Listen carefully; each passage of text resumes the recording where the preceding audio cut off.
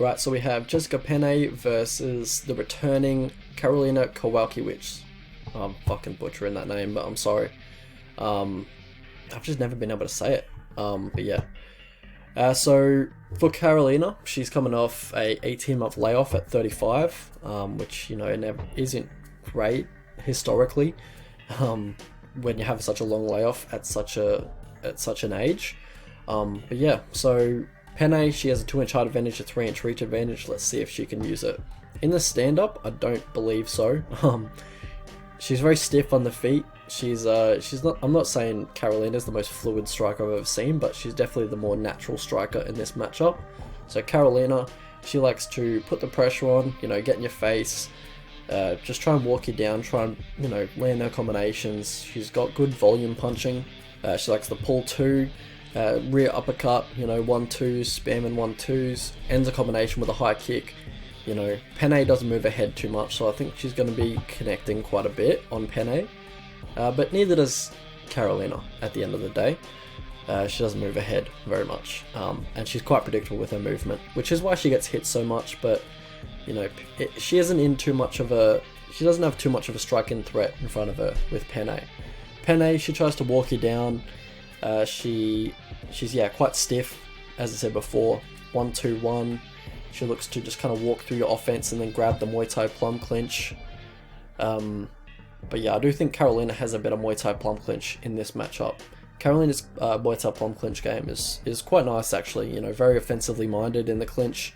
Likes to grab it and then break the posture, look for knees to the head, or just knees to the body if she can't do that, and then elbows up top. She's very offensive in the clinch. And Karolina, one thing she will do is she will square her stance when she's changing directions, her lateral movement isn't too good, or when she's changing stances, she will switch stances every now and then, but she does square her stance, and that leaves her open for takedowns. For Penne, she probably will look to ground this fight. She doesn't have the best takedowns. I don't think her traditional takedowns are very good, or her just single leg and double leg, she just kind of reaches out and tries to drive the opponent to the fence, really. She doesn't really, go for very technical double legs or technical single legs. She'll just kind of just reach and then drive you to the fence and then work a clinch takedown from there, I guess. Her takedowns in the clinch are okay. Her whizzer kick's okay in the clinch, but yeah, just her, takedowns at distance, they're just not very good. On the mat, she looks to take the back when the opponent attempts an hidden arm throw. We saw that a lot in the Gane's fight. And she will just jump backpack if the opponent is turning away in the tie-up or in the clinch. She's just always looking for opportunities to take the back. How these guys win fights, so for Karolina, she's got good volume.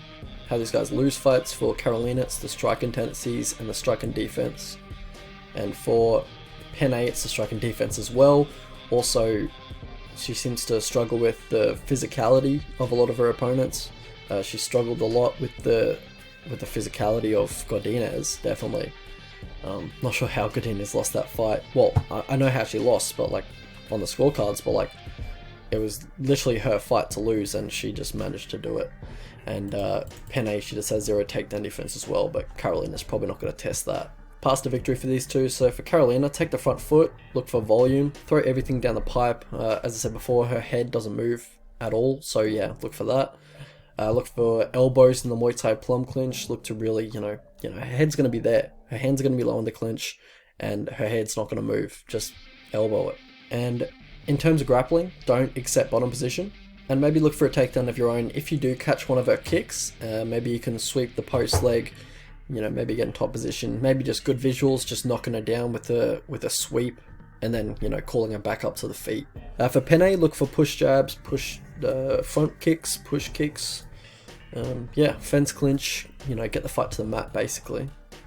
So how I see this fight going, so we saw Penne last April against Lupi Godinez, where she got the win, but it wasn't pretty by any means. She didn't look like she had improved at all in the 4 years since she had off.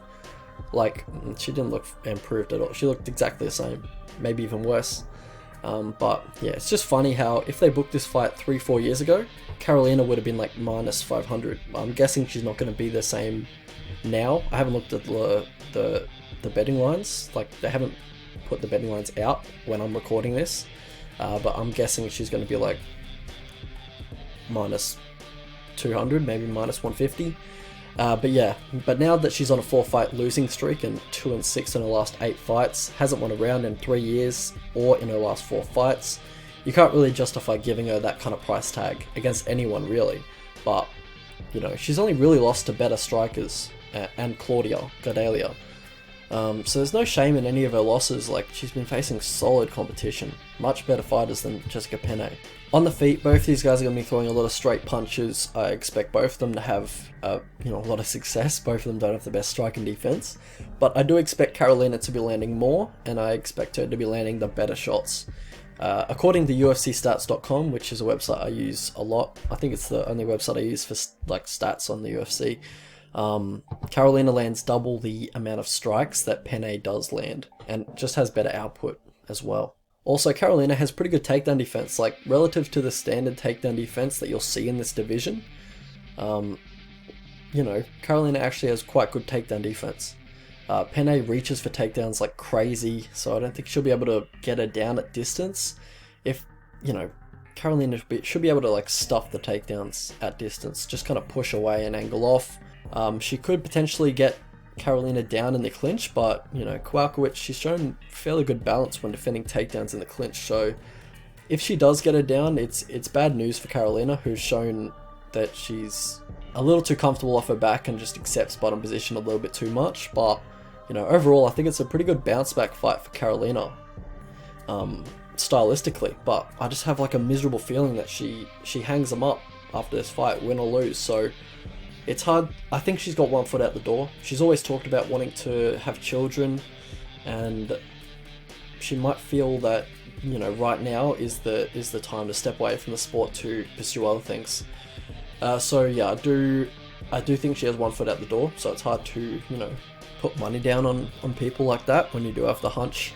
But it's just the vibe I'm getting from Karolina lately. Alrighty, so if you guys could please like the video and all that good stuff, so cheers for that, thank you. So the prediction is Karolina by decision. I think she should be a bigger favourite, honestly. I'd probably bet her at this price. Generally, I'd like to take the dog at lower level women's MMA, but I think it's a pretty good matchup for her, honestly. I don't think Penne is going to be able to get it down, and on the feet, I just think Karolina's going to just do a lot more than Penne and land a lot harder, land a lot more, all that kind of stuff. So I'm liking Karolina here. Probably better at this price. I'm kind of waiting for a better price. But yeah, so by decision it'll probably be roughly the same. So if there's no value on the by decision line, then I'll probably just go the money line, but I'm pretty happy to pay this price, honestly.